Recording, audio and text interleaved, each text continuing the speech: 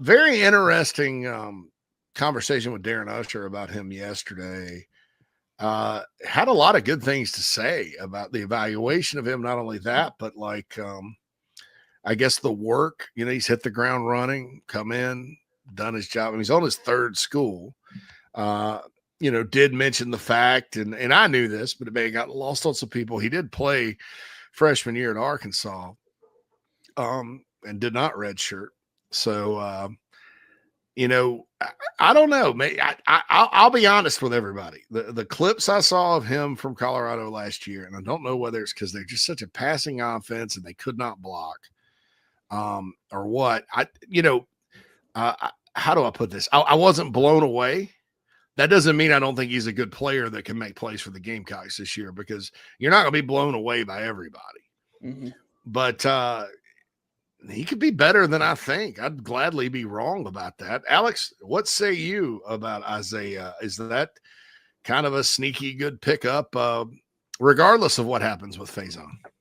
Yeah, I think at the very least he's going to bring more experience to that room. And obviously, if Faison's road eligible, that's experience. You got Oscar Attaway, who's experienced, and then you got Isaiah, who would be experienced, and to go along with Wyatt Howell and Fuller, what they have.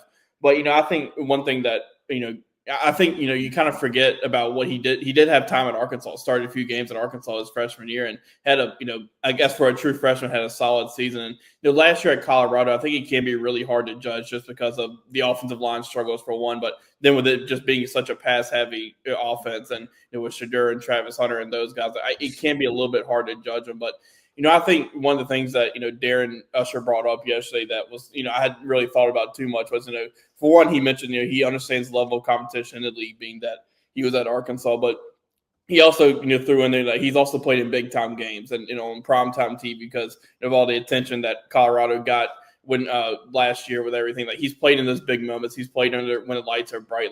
So I think I'm intrigued. I think he can bring a lot to that room, but at the very least, he's bringing some experience, even more experience to that room to go along with what they have already. Yeah, I'll throw two things out there on that subject, and I'll see what you think. The first thing is, I was talking to someone that's an assistant at another SEC school. This team wasn't really good on the road at times last year.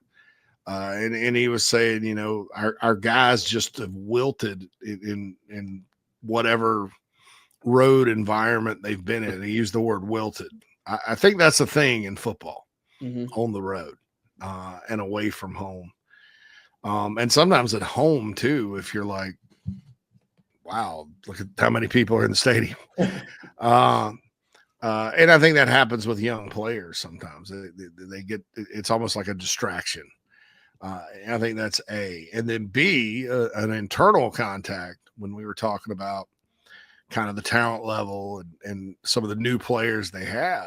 It's like, we're kind of going through a list of players. It's like, yeah, all these guys are good and talented, but the question becomes, what's going to happen when the lights come on at Mercedes-Benz August 31st? Are these guys going to be calm and go play and let their talent do the talking and play their assignments concert? Or is it going to be, a young, distracted team? So I think, to Darren's point and to your point about Isaiah, I think, wouldn't you agree that maybe that's why that's important? Because sometimes fans and people like me that are just all about talent, I don't think about that a lot. But don't you think that don't you think, given those two circumstances and the fact you do see teams wilt in the spotlight in college football, wouldn't that be why that's important? Yeah, I mean, think back to last year. South Carolina was really good on the road, and in the most important spots on the teams at running. But you had Raheem Sanders, who kind of same thing as Isaiah. He's been in those big moments. The linebackers, Kyle Kennard, like all those guys. Defensive backs, these older guys have been playing when the lights are bright, and they played on primetime TV or whatever, however you want to mention it. So I just think that the experience that he can bring, not only for when he's on the field, but he can also help.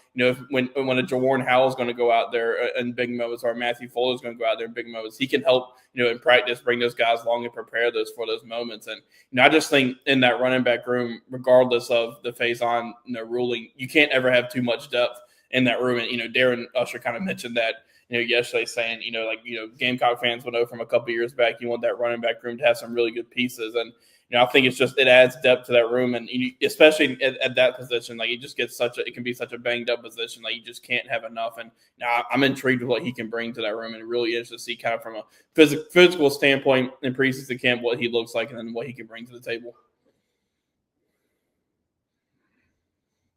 I'm sorry, my mouse is slow today, and I have to drag this stupid cursor down to unmute myself.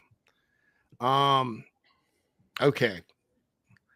I think this last year's team, and I'm going to talk less about last year's team because we need to focus on this year's team. Alex, this may have been the best road team in the history of Carolina football. I don't say that lightly. No.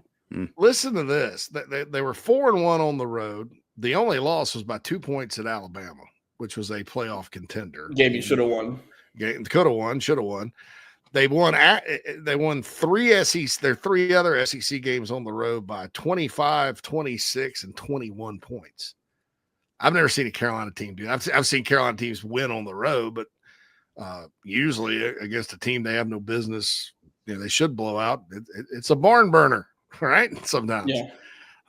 Even Steve Spurrier, goes to Arkansas, beats them by 45, loses to Tennessee on the road the next weekend. And then they beat Clemson, a playoff team, in the ACC champs at their place by 3 in a game where Carolina didn't play well. Clemson didn't play all that well either. I mean, let's be honest. It was a great game between two teams that missed a lot of opportunities, let's just say. I think to the leadership, especially on defense, because a lot of these, Kentucky, Oklahoma, Vanderbilt, dominant defensive performances. Defense did well at Clemson too, for the most part. And there were periods in the Alabama game, Carolina's defense dominated. They say you take your defense on the road.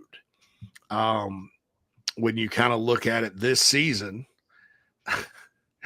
I mean, the road schedule this season, wow, it's LSU, it's more difficult than last season. Yeah, LSU, A&M, Ole Miss, and who else?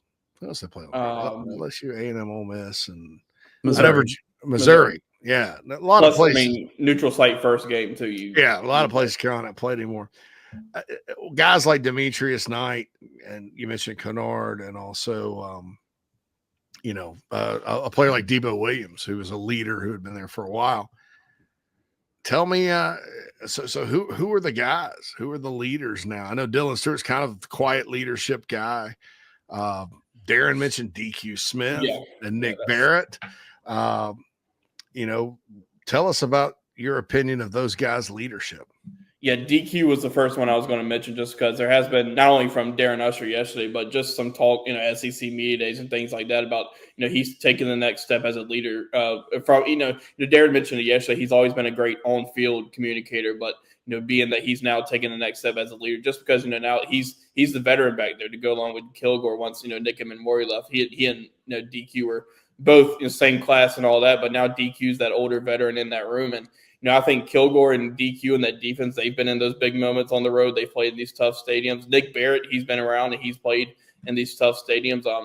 Judge Collier now, it's hard to believe he's already getting into his third season, but he's kind of been in those moments. And I think the biggest piece on offense, that'll be LaNorris Sellers. If your quarterback has been in these loud environments and these big stadiums, that's a huge plus, just because that's obviously the most important spot. He's hadn't got the cadence and all that. He's not going to. You have to imagine LaNorris Sellers is not going to be rattled in these big environments. And just kind of looking back to last year's schedule, South Carolina was really good on the road. They did catch some of those teams probably at the right time in Kentucky, who was still trying to figure things out, and they never really did figure things out, but that was still early for them. And Oklahoma was still figuring things out offensively, and then Vanderbilt was playing good football, but you probably beat up. And that's not to discredit what South Carolina did. You still have to go on the road and play like they did. And they dominated those games for the most part. So that's a credit to them. But this year you're getting into these big-time environments in LSU and Texas A&M. And that Missouri game, that's I think that's probably the early swing game for South Carolina. There's a lot on the line in that game. If things goes the way that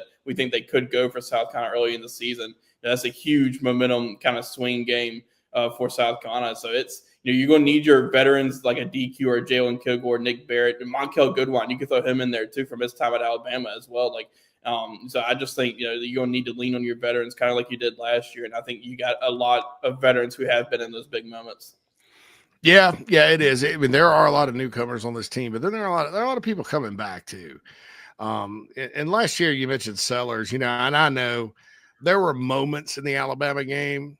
His play was a little disciplined. There were moments in the Clemson game, the first drive, with the fumble, that were disappointing. The interception there at the end. But LaNorris in the Clemson game took matters into his own hands. And his run game tempo in that game was phenomenal. Yeah. Just knowing when to run and then running full speed and using his God-given ability. But I thought, early on, I thought, that when you compare, when he played, like you compare the Ole Miss game to the Alabama game, he's much better against Alabama. When you compare Kentucky to Old Dominion, he was much better against Kentucky. Mm-hmm. I thought he handled the road okay last season. For a quarterback. And that's really where you can have catastrophic breakdowns, is when your quarterback is deer in headlights. Yeah, if your quarterback is rattled in those environments, you're in trouble. Just because that's the ball, he's touching the ball every play. Like that's not good. But you never for the most part never saw that last year in him. JC and Mad